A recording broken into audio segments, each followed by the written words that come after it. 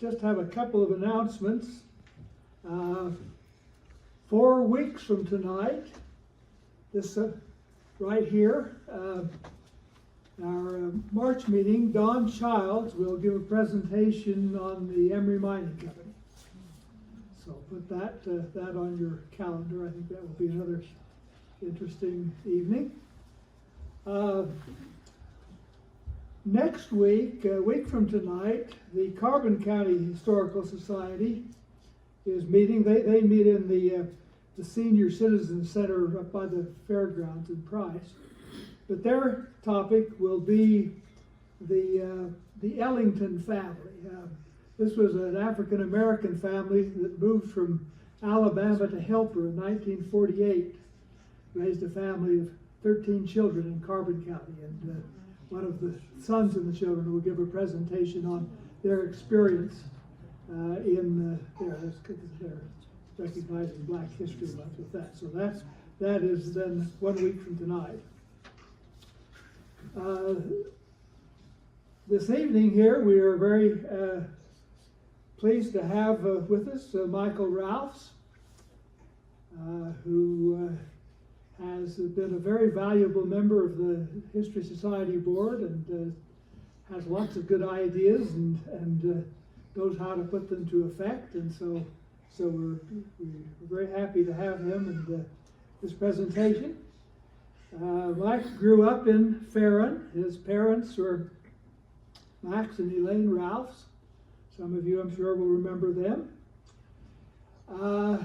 His professional career has been as a rangeland research scientist. And he spent 5 years about working for the U.S. Department of Agriculture in the poison weed lab in Logan, working on topics that should be of interest to everyone who's tried to raise a livestock on the range. His work there brought him also in cooperative relations with a number of universities. So he's been an adjunct research professor at Utah State University, Colorado State University, and New Mexico State University. And then more recently, after he came back to this area, he was an adjunct professor at USU Eastern in Price, where he taught plant ecology.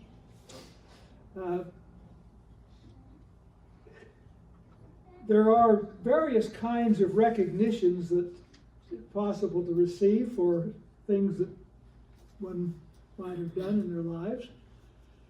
But the recognition that has always impressed me the most are the lifetime service awards that some professional associations give. And so I just want to mention for a moment, Mike received the Sustained Lifetime Achievement Award from the Society of Range Management. Now that means not just for having done something important over a long period of time, but still contributing to it at this the time the award is actually given. And I just want to read just a few lines from the citation. Dr. Michael Ralphs has been involved in rangeland management most of his life, including a highly productive career as a rangeland research scientist at the Poisonous Plant Research Laboratory in Logan. He conducted research in the area of rangeland ecology and management, focusing on poisonous plants. His work has been instrumental in the development of recommendations that reduce livestock losses due to poisonous plants on rangelands in western North America. I just want to add that Mike does have a personal life as well. He's married to Diana Aldrich from Mesa, Arizona.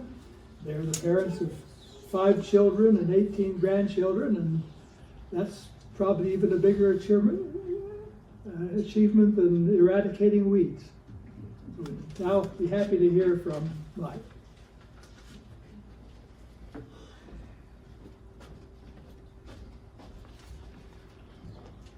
I appreciate the opportunity to be here tonight and talk with you about this subject. I've been kind of on the periphery of the meatpacking industry all of my life. My father, Max, was the meat inspector for about 32 years here in the county. And as a young man, I was able to travel around to him to the different packing plants in the county, got acquainted with the owners and many of the workers. Going through high school, one of my good friends was Danny Curtis. And I went with Danny over to Miller and Curtis, got acquainted with the packing plant there. And then when we moved back to Ferron about 15 years ago, our neighbor, a very close family friend, was Lane Justice of the Justices from Huntington. And so when I started to put together this information, I knew where to go to, people to go to get the information. And for many of those of you that are here and contributed information, I thank you very much. I received an overwhelming amount of information, more so than I can put here in the next 30 minutes or so. But this will be written up and published here by the Historical Society. And so the written information with many of the details, some of them gory, that will be put into that written account. I would like to begin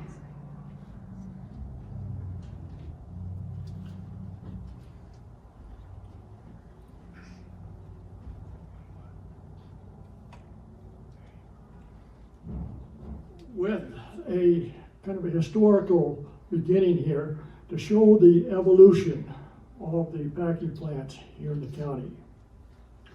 In 1877, when the settlers came into Cass Valley here, they were self-sufficient. They had their vegetable gardens for vegetables. They had wheat for flour. They had their farm animals for meat. But the meat in their diet was problematic, mainly because of the difficulty in storing meat over the warm seasons. Okay. I lost my notes. Ed, did you pick those up? Yeah. That would have been a short meeting.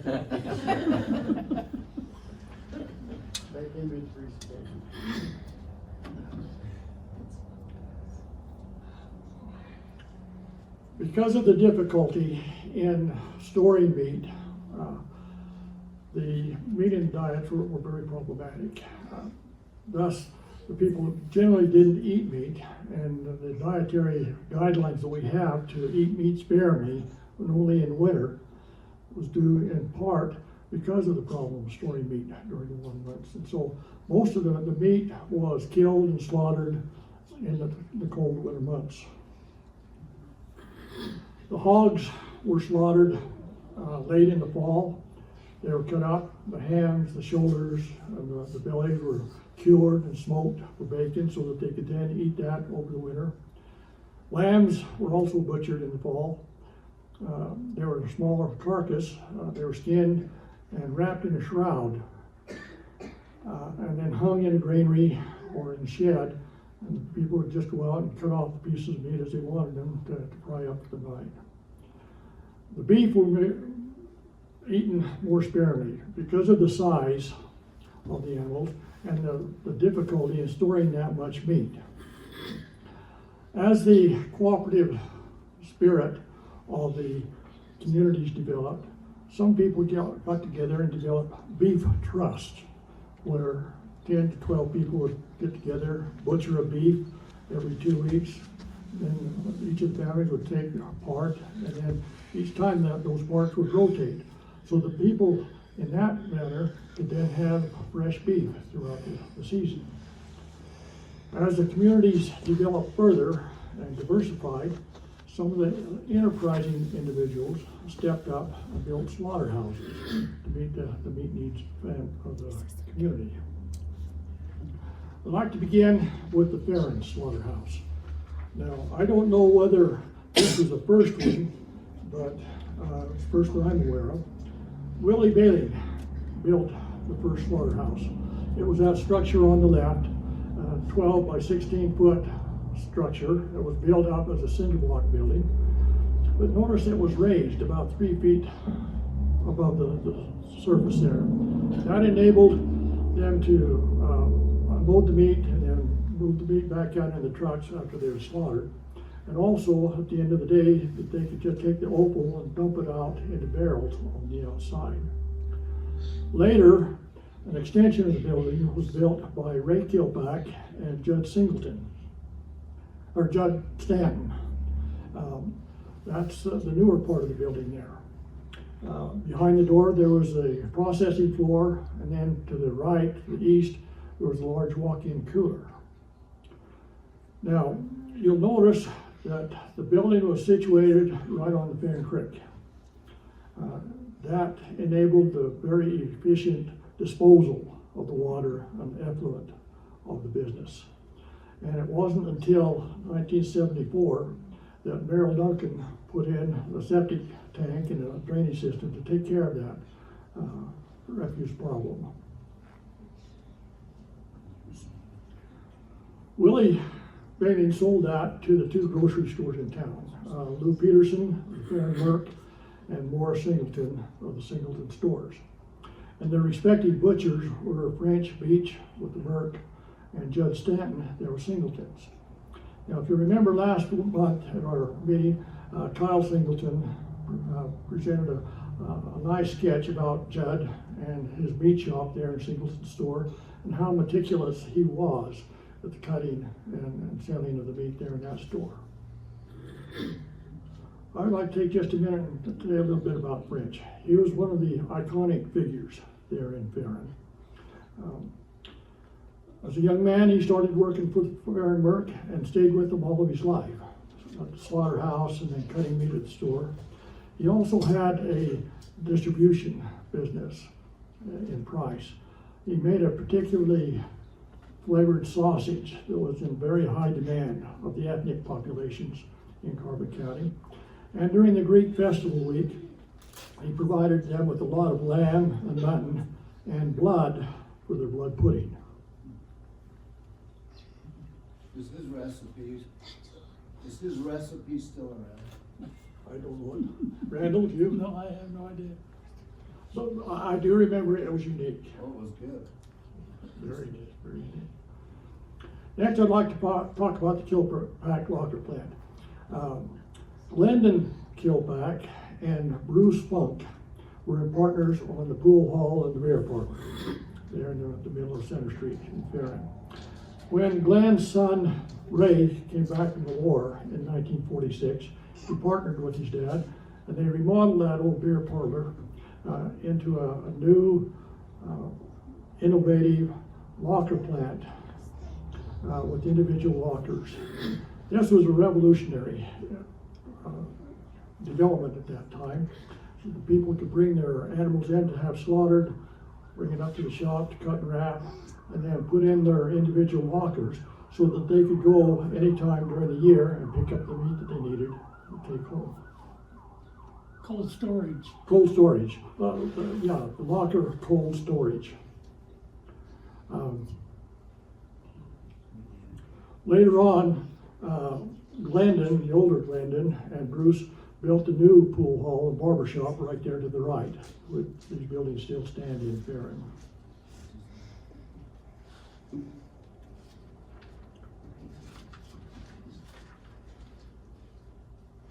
Ray's son, Robert Kilpack, graduated from Utah State University in 1968 and came back and went into business with his father. And in 1970, he took over the business. He bought out the Ferron Merch part of the slaughterhouse and took over French's distribution route and had a very productive business.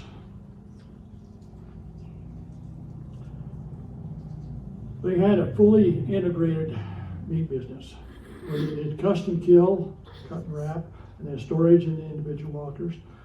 They had a retail meat counter there in the front of the shop, in which they sold beef, pork, and lamb, and lard.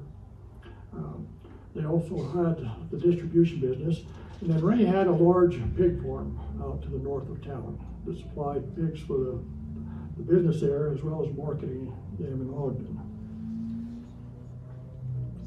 They also processed wild game.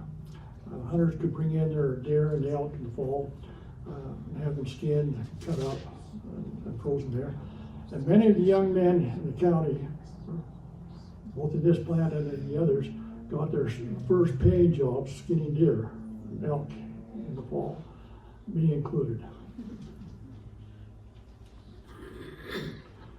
Robert ran the business there for about 20 years, and then in 1988, he sold it to Bruce and Jean Bailey. They changed the name to the Meat Market and ran the business for about 2 years. I don't have time to talk about all of the workers. There's a story about each one of them in the written presentation there. But just make note, Robert Mead was another one of the icons there in Ferron. Those of you who remember Robert, he had a very high-pitched, infectious laugh. He was always joking, carrying on. It was just a pleasure to work around him. Many of the young men throughout the county got their starts into the professional or into business by working in these slaughterhouses. My brother Randall, who's here with us tonight, started working with French in the mornings on kill days on Monday, running the animals up into the kill floor. After Randall graduated from college at BYU, he came back and worked with Robert, both in the slaughterhouse and in the meat shop for a couple of years, before he then went on to work in the mines. Merrill Duncan's another memorable workers there. He started working for French on field days when he was 12 years old. And Merrill told me his pay was to take home 3 lamb hearts and a liver for his 3-hour cleanup period each week. And then there are other notable workers there. Now, at this point, I'm going to stop for a minute. I'll move on to Castledale next, but I wanted to stop here and see if there's any comments or discussion from those of you from Ferron. We had a dairy. My dad is Gerald Barton, some of you will remember him, and I was his partner after I graduated from college. And we had this dairy that was just about a block away from the slaughterhouse, and so if we milked the cows and we had one that was not producing so well, we would just call Robert up or Ray and bring her down, and within that afternoon she'd be done and up in the locker. So it was real handy. We just, I remember as a kid going up to the locker, and my mother would send me up to get some hamburgers, some steaks out of the locker, out of their cold storage, and you'd go ask for the key, and you go in and they'd give you the locker number, and you'd go in and your meat would have your name on it, Gerald Barton, and we'd get the meat and take home. But it was such a good service, and it was a good way to process meat locally, and it was, like I said, for the dairy, when you needed a cow taken care of, it was easily done. So that's my comment. Thank you, Roger. The cold storage part, a lot of us don't remember, or some of us older ones might. People didn't have freezers. You've got to realize that. So when you had something killed, what do you do with it? The cold storage that came into Ferron at that time was really something. And just like Roger said, you had the killbacks or whoever killed, and they would cut and wrap, put your name on it, put it in a locker, and have your name, one key, they'd tell you where to go, and you'd go into the labyrinth back there and find your locker and use the key and pick out what, like Roger said, your mother, dad told you to go get, and you'd take it home. That was before you had freezers. That's the only thing you had. You just had the little freezer in your refrigerator. It was about yay big. It didn't hold much. Thank you. We appreciate those comments. I'd like to move over to Castledale now and talk about the Johansson Meatpacking Company legacy of 4 generations in the family for over 80 years and still going. Byron and Udella Johansson had a vision of providing a meatpacking company as a service to the people of the community so that they could have a place to market their animals as well as process the meat for their families. By started the first building in 1946. It was a cinder block building. There was one room for the kill floor, one room for the processing, and then a refrigerated room for storing the meat there. One unique thing about that original building, the ceilings were higher than normal, so that the rails that the meat could be railed and moved around on were higher. That was to accommodate the slaughter of horses along with the cattle back in the early days there. That innovation proved fortuitous because in the later years, when the larger, longer-bodied cattle came into popularity, they had the capacity there to handle those larger animals in the business. The first ad that I could find in the county paper was 1946. Custom slaughter for wholesale meats, open for business now by Johansson. In 1947, the next ad appeared, and Marvin Miller appeared there. Marvin returned from the war in 1946, and early in 1947, I took him in as a partner in the operation. They had a very interesting arrangement there to begin with. Marv was to work full-time in the slaughterhouse and the packing part of the operation, and he was paid $5 a day. By's job there, he would only put in part-time at the slaughterhouse because he had his other very large livestock and farming enterprises there. He didn't feel he could devote more time to that. Marv did the deliveries. By went to the auction to purchase the animals.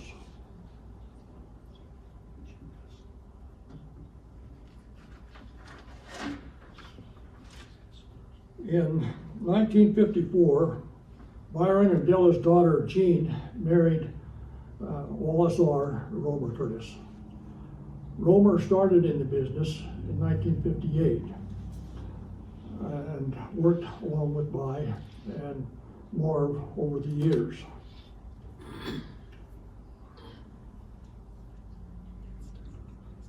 Well, let me go back here.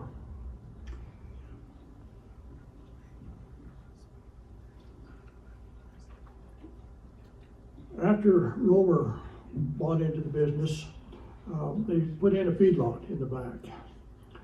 They had the capacity there for about 300 head of cattle, about the same number of sheep. Another one of the innovations there on the right, you see the cell feeders. Again, this is an innovation because they'd be able to bring in a full truckload of grain, auger it into the feeders, and then the animals would eat it free choice. This reduced the labor costs of feeding, as well as enhanced the fattening process of the animals. This was a prosperous time for Miller and Curtis. The population at this time was increasing because of the power plants coming into the area, which greatly increased the demand for meat. And also they were delivering to 31 businesses throughout Carbon County as well. So that was a bigger operation that they had going at that time.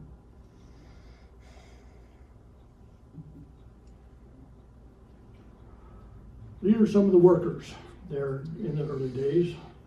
I won't go into these other than just to point out Dick Huntington and Ray Rowley were longtime workers there in the plant. They actually started out in the Huntington plant working for Maurice Jensen. Romer hired them away and they worked there in the plant for many years.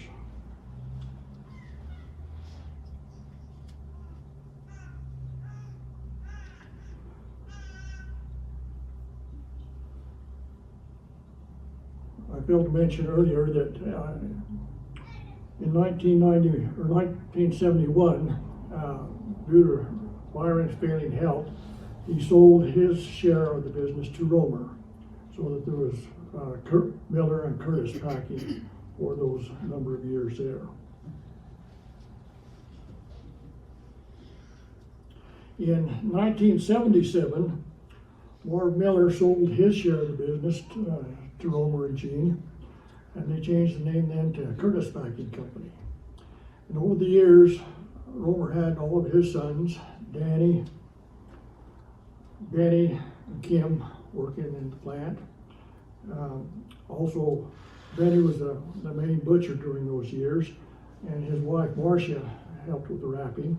And then the next generation, Danny's sons, Chad, Clint, and Jesse, all helped at the plant as they become old enough.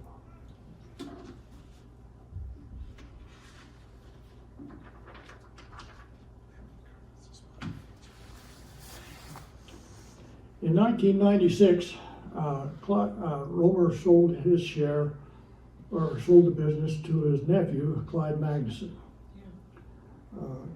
Clyde was a grandson of Byron. We also kept it within the family. Clyde's connection with the business started back in 1971.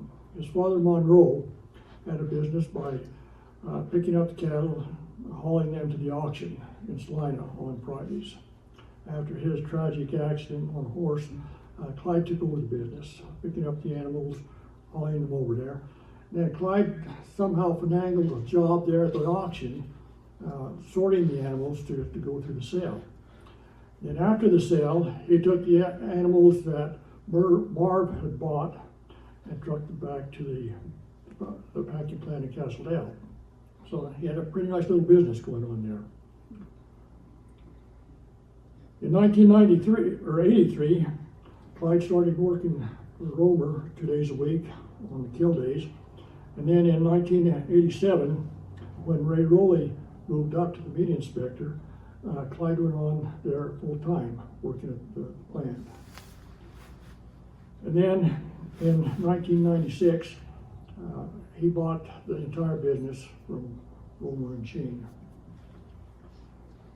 Over the years, as his boys, Rod and they become of age, they helped there in the business, in the slaughterhouse, the cutting, packing, as well as the extensive livestock interest that Clyde had developed over the years.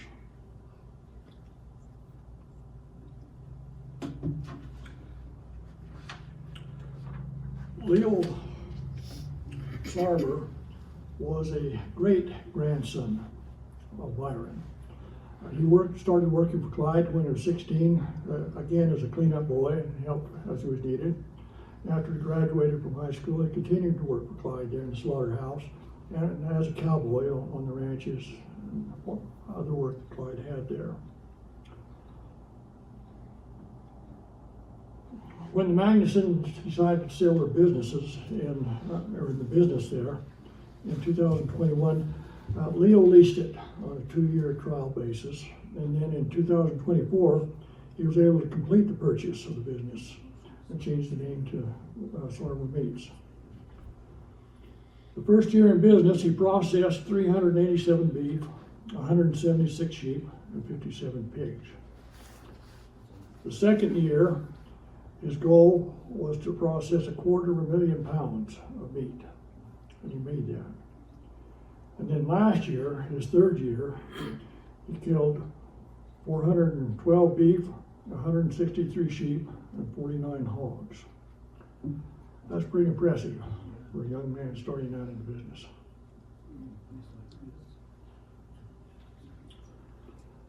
These are his workers. You consider them day help. They more or less specialized as those that worked on nowadays and those that they worked on the processing floor and the other times. Again, there's stories about each one of these in the written proceedings, but I just want to point out that Wayne Marshall was a long-time worker there. He worked for Romer, he worked for Clyde most of the time, and then after he retired, he actually came back now and is working for Leo as a meat cutter. So just kind of in summary here, of this family, as I said, a 4-generation legacy of the packing plant company here in the county. Over 80 years, this is the longest running operating business in the county for over 80 years within the family. Now, again, I'm going to stop here for a moment and open it up for questions or discussions for anyone that had association with the business to make their comments. Mike, Julie? I just want to recognize Marv's nephew, Elwood Miller, we called him Ted, who was there with Vi and Marv a lot, and especially when Marv lost his health. Ted took over and worked with us a lot. Again, what Clyde has done, both the packing plant and the other beef industries that you had, has been pretty impressive here in the county. And I appreciate the contributions here, Clyde, and being able to work with you. I want to jump over to Huntington now.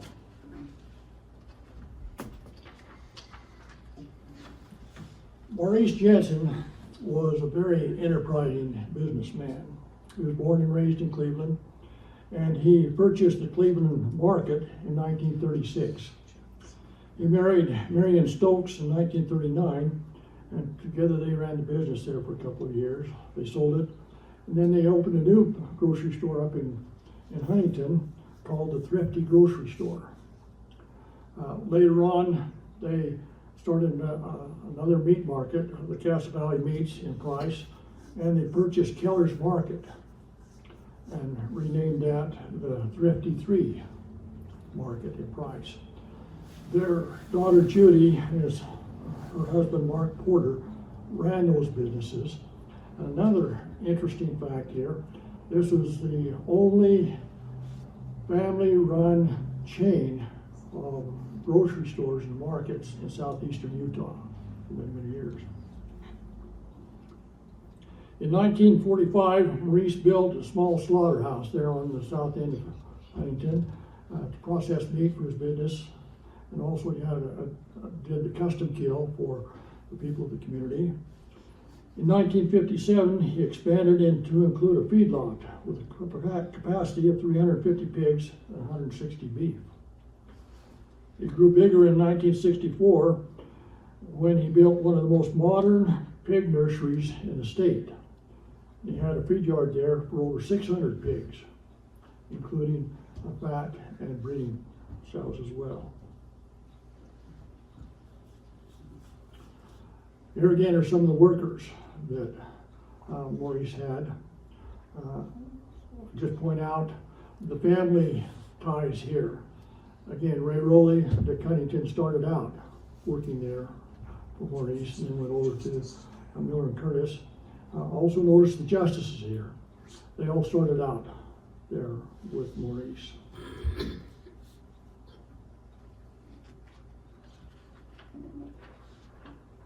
The Justice family purchased the Cass Valley Meats in 1972. Father George had worked for Maurice over the years. Orson started when he was 16. He worked in the slaughterhouse and then later in the retail stores in Price. Karen also worked there as a wrapper along with them. At one time or another, all of the Justice kids participated and worked there in the business. Kind of a note here, in addition to the meat, Karen made spud nuts and caramel popcorn, which she also sold there at the meat counter in the businesses. And there was a full-page story in the Emery County Progress in 2007 talking about the popcorn queen and Karen's work there, providing popcorn and goodies there for the business. This is one of the favorite pictures of the family, denoting the insanity that goes along with that meat crossing process.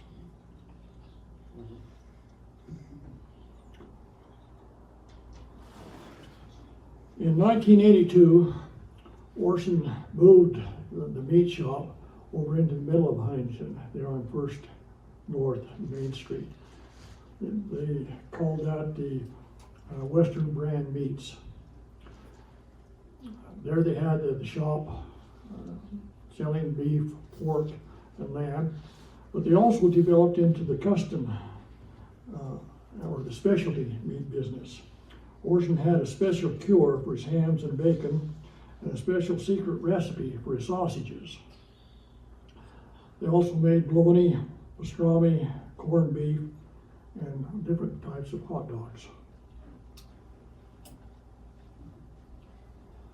In 2001, the family built the new modern meat processing facility north of town. Wayne designed this to facilitate the handling of meat through the whole process. There was a slaughter floor there, processing floor, coolers for aging the meat, the cutting floor, and rooms that they had to make their specialty meat product. At that time, it was one of the most modern and most efficient meat processing plants in the state.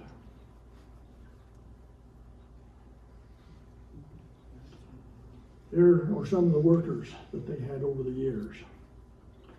I won't go into any details other than just to note that Marv Miller, after he retired from Miller and Curtis, came back and helped there with the justices in their meat shop.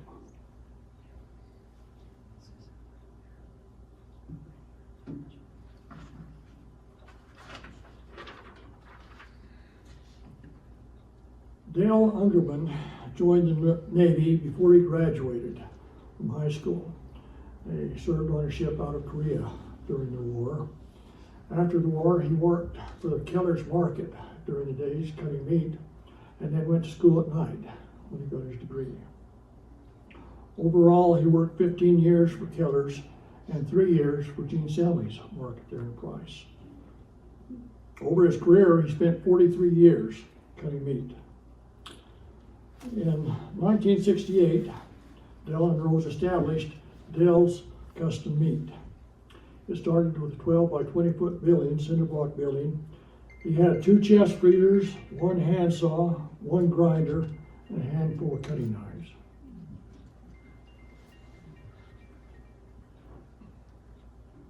In 1997, he built a custom-made slaughterhouse out of an old horse trailer. Through this, he was able to service the customers in Emery County by putting that into their yards and into farms, killing the animal, slaughtering it there, and then bringing the carcass back, cutting up it in shop. This was a successful mobile business for about 20 years.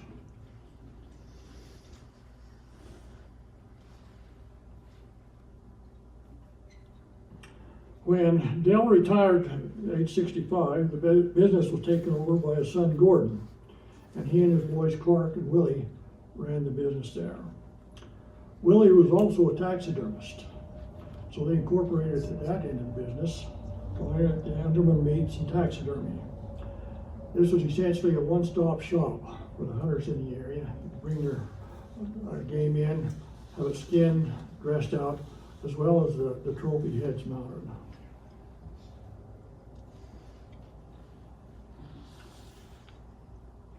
When the opportunity came available in 2011, they purchased the meat shop there north of Huntington. Again, this had its own slaughter floor and lots of square footage that the Ungermans could grow and expand their business at that time. They also had the specialty meat business, both in the wild game and in the other specialty meats. They had their in-house smokers for cutting and curing and smoking their own meats. They started making jerky, snack sticks, and salami, and other specialty meats there. Now, their son Willie runs the business along with his wife Jennifer and his daughters. Gordon and Sabrina come in and help as needed. And now this is 4 generations that they've had with the Youngerman meats in Steele County.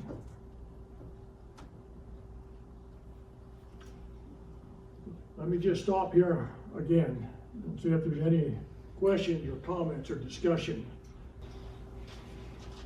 I worked for Morris Kinston in the early 50s. I worked for the slaughterhouse, in the butcher shop. I thought that these new freezers were the worst idea that ever came up. We took care of people wonderfully in the slaughter plant. Who would take care of them? In their deep freezers, really. Give us your name, please. Don Roper. Don Roper. Name to Jake Justice. Where Maurice's shop, the slaughterhouse was at that time, it was up there where Max Mining's place is at now, up there south of town. It was a pretty good sized shop. I do remember as a young kid scraping bones, which was the worst job that you could ever have. Who would want to scrape bones? But my other brothers can testify to this, that if we did scrape all the meat off the bones, my dad would take the barrel and dump it on the table and tell us to clean it again until all the meat was off. I just kind of like to add a little bit.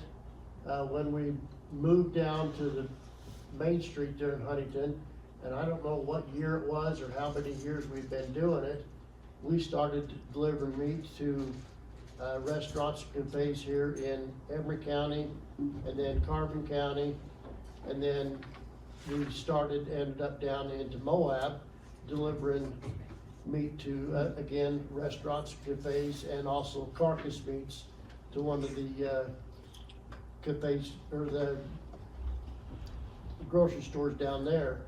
And I don't know what got my dad into it, but his idea was to go further south. So if anybody knows where Mexican Hat is at, we delivered meat down there every week for at least 20 years, if not longer than that. And we've done that every week for quite a few times. When Maurice had the shop up there where Max Mining's at now, and I know there's the grinder that we had, and even when Ungerman's took bought the place out there north of Huntington, had a grinder that could fit about 400 to 500 pounds of hamburger in it. And so that grinder was pretty old, and I just appreciate your time and everybody's time into this, but thank you. Once again, my name is Randall. I'm Michael's younger brother. First of all, that picture he had of me was terrible. That's what I looked at. Those were back the then. clothes I wore when I was in the slaughterhouse. But I had the unique opportunity to work at all 3 locations in Emery County. With Francis French Beach, he was our neighbor, he lived next door to us, great man. I worked for Romer Curtis, knew Marv a little bit, but I knew Romer. Romer was a corker. I don't know if any of you knew him. I saw him, and what really sticks in my mind, Romer chewed tobacco. I says, Romer, what are you doing? He says, well, I take a double pinch here of Copenhagen, put it here. I take a double pinch of Skull and put it here and say, okay, boys, have at it. You would not see him spit all day long. I worked for the Justice Boys. I worked for Orson and his boys, all of them. They were all great men. They all were unique in their own way, and all very colorful characters, all of them. And it was good to be in that position at that time. Thank you. Appreciate very much those comments. The newest packing plant in the county is Food Ranch Farms. Dane Benning purchased the Food Ranch in Orangeville in 2020. And then last year, in 25, he built the Food Ranch Farms packing plant. This is again, new, modern, up-to-date facility at this time. Dane is a pioneer in the industry in this area by marketing meat online through the internet. The entire operation is federally inspected by USDA federal inspectors. These higher standards enables them to be able to market meat across state lines and then sell to individuals, retail through that method, as well as to businesses. Dane's trying to utilize the entire carcass in addition to the meats and the specialty meats that he's processing. He's trying to use the bones to make dog food, the bones to make the dog bones, and he's even experimenting with the blood to make carve-bait fish. And so again, really an innovating process. Here's a list of some of his workers that are working there currently.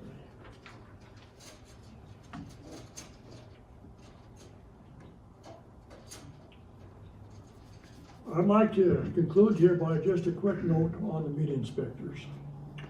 One of the key issues to the success of the business was the meat inspectors. The state of Utah passed laws in 1955 requiring standards in the meat processing in the slaughterhouse. They also established a meat inspection service out of the State Department of Agriculture. These inspectors were required to be at the slaughter plants on slaughter days, on kill days. They inspected the facilities to make sure that they were clean and sanitized. They observed the animals prior to the slaughter to make sure that they were healthy. Then they inspected the carcasses afterward to see if there were any disease or signs of lesions. And finally, they put on the stamp, the official state of Utah stamp, purple stamp on the carcass, certifying the acceptability of the meat for human consumption. As I mentioned at the beginning, my father Max was one of the first hired by the Meat Inspection Service, and he was assigned to 3 plants here in Emery County. He served in that capacity for 35 years. He worked well with all of the owners and the workers, and many times he'd get right in with them in the slaughter process. Lee Jeffs started in 1972, and I'm glad to have Lee and appreciate his input into some of the duties of the inspectors. He worked through 1979. He was assigned, his base plant was Gene Salvage in Price, but he traded off with Max here in the Emery County plants as well. Lee was also a brand inspector, so he verified the ownership of the animals as they come into slaughter. Ray Rowley took Max's place in 1987. He had been working for Romer and Maurice previously, and he stepped up into the inspector position, and he worked there until 2010. During the interim period, Russell Holt from Salina and later his son Cameron came over and inspected meats. And currently Tara Gage Farley is the inspector. She started in 2015 and continues on. I'd like to just pay tribute to Max, and I didn't really work with Lee, but Max and Ray and Russell, these guys were our firewall. They protected our businesses here for us. I mean, they were state employees, but they worked so good with us that we never had any problem with the state reviews and that. I mean, these men, they were very valuable to our businesses. I just want to pay tribute to them. Thank you. Any other comments about any of the other businesses here at this time?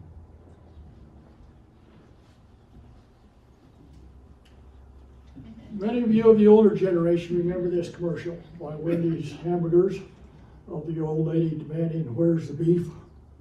Well, here it is.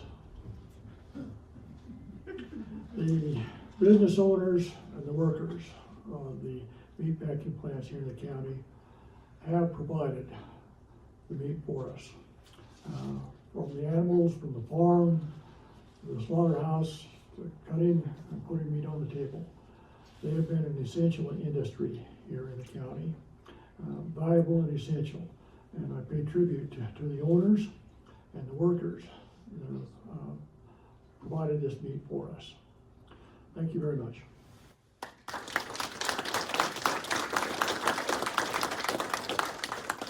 Let me just mention to you that to go along with the theme here, we do have a meat tray in the back with a lot of the specialty meats, as well as some cheeses. There was a veggie tray and some brownies as well. So please take the time, go back and help yourselves to some of these snacks. And feel free to stay around here and visit. That's part of the process too, is the visiting we get to do afterwards. So again, thank you all for coming out tonight.